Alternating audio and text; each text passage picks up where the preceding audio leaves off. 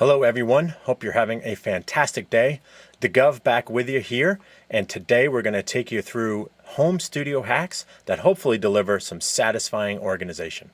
Before I get into that, I want to give you a little bit of information and background on our home studio here and the use of it, as well as a little bit of background of the band that I'm in called Face Down. Face Down is a band that started with just a bunch of friends getting together to jam on a Friday night, and eventually we got to the point where we wanted to get out in front of an audience. Fast forward almost 15 years later and a couple different lineups, and we're still out there doing covers and writing an original every now and then. We're a 5-piece rock and roll cover band. Like I said, we like to do some originals as well, and we tend to do 90s/80s style rock and roll with a bit of the 70s and 60s thrown in just for fun. I am the drummer in the band, and I also happen to host the band here in my home studio, which is in the basement of my home in southern New Hampshire. This studio is really not a full-blown studio. It's the best we can do out of our basement and out of our home.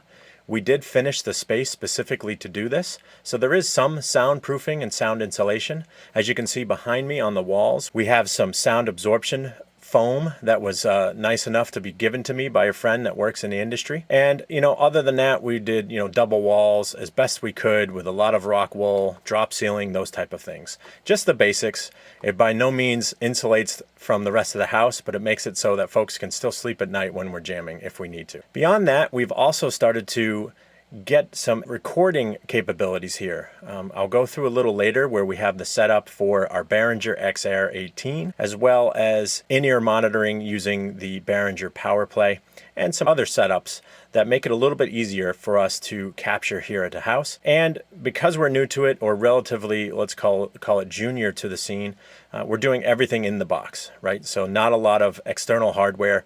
I haven't even gotten into preamps and all those type of things just yet. So early stages. What we have done a lot of is organization, and we're starting to get the maximum, or trying to maximize our space here. And today I want to take you through a couple of those ways of organizing, what I really consider kind of hacks. You hear people talking about all the time, life hacks, or I'm a drummer, so I follow a lot of folks online and they always have drum hacks. For me, they're home studio hacks, really brought to you from an amateur's perspective, and a couple things that I'm able to do here to make the environment more organized. And at the end of the day, hopefully you'll take away from it some satisfaction as well. Seeing things so well organized, able to deploy the various technologies/equipment we have here in a pretty efficient manner. So without any further ado, we're going to jump right in and take a look at a couple of the hacks, and also at the same time go through some of the setup here in the studio. Tall and tan and young and lovely, the girl from Ipanema goes walking, and when she passes, each one she passes goes, ah. All right, so the other day I was thinking about how can I better organize some of the miscellaneous hardware I have, mic stands, lots of stuff for my drum kit. As a drummer in a band, we used to gig out a lot, so I would have a kit set up for the studio that wouldn't move around a lot, but I might pull those cymbals off just for a gig. And then I had a whole nother set of hardware that I would gig out with. It would stay in a bag. But obviously right now, with the way things are going, not a lot of gigs happening, so we haven't gigged out in a very long time. So I'm settling in here to a little bit different vibe in the studio, where it's more of a recording studio and less of a rehearsal space. And because we're not gigging out, I really had a lot of hardware that I didn't know what to do with, and it was taking up space in another part of our basement that I really didn't want to use. So what I wound up doing was, you can kind of see it in the background here, I found a couple folks online that had a couple cost-effective ways to hang microphone stands, and then I thought about, well, do something similar for the other stands too, like cymbal stands, so on and so forth. So what I did is I went out and I procured from Amazon, and we'll have descriptions below for this specific device. I went really inexpensive and found just these 10 packs of these broom holders or landscaping tool holders. These ones you just they're probably made to just screw into the stud wall of a garage or whatever. And they have some tension to them, and they fit about the same diameter as a mic stand. And what I did is I set those up here on the wall and spaced them out so that you can just come up. If you have a mic stand, you just go ahead and grab it off the wall, and there's the device there. And when you're done with it, you can just go ahead and slip it right back in. So again, same thing works here when we talk about all the different cymbal stands. Same thing, this one's a pretty heavy one here, but we're able to pull it right off the wall, and you can get a better shot there. Give that a second to focus of the setup, and then just put it right back on, and there it is. So what I wound up doing is finding some old trim board that I had from a different project, and so I used that as, let's call it a header, right across here, so I can span the distance between the studs in the wall, and that way I can get solid mounts for these devices all the way across. So pretty satisfying when you take a look at it and kind of step back. What used to be just a big pile of stands in the corner that were always falling over or getting tripped on or getting pushed around, always in the way. Now they're up off the ground, they're organized, and when we need one, we can grab a microphone stand. And when I'm going on a gig and or I want to change the setup for the current kit, all I got to do is come over here and grab the stand that I need. We'll come back with another one here. I've been thinking about this problem right here, which is what do I do with all these cables? I've had these Velcro ties for a while. They're really nice. When you're not using the studio, I really wind up having all these cables. And you know, I've tried hooks like this. They're okay, but they tend to get full pretty quickly, and so things start to fall very easily. You see the end result there with the hangers. I'm going to do something, hopefully it comes out to be a little creative with the cords here, and we'll come back and hopefully be able to see that being installed and see what the end result looks like as well. A few moments later. So another home studio hack that we came up with, or that I've been developing, is this idea of how do I clean up all the cords that we have on the ground, right? Typically in here, in this space, I've got 3 or 4 microphone stands, and I've got all the microphones for the amps themselves, and that adds a lot of cords. And now that I've kind of set up things where my home base is over here, you can start to see where I've come up with a way to figure this out. So essentially the hack is really inspired by a real studio. In a home studio, it's hard to have things thought out ahead of time. We developed this place more to just contain the sound, less about thinking about all the wiring ahead of time. So what we had in the band is we used to use a snake back in the day when we had a sound person all the way out front doing front of house sound. We had a snake, or a cable snake, that had 16 channels in it.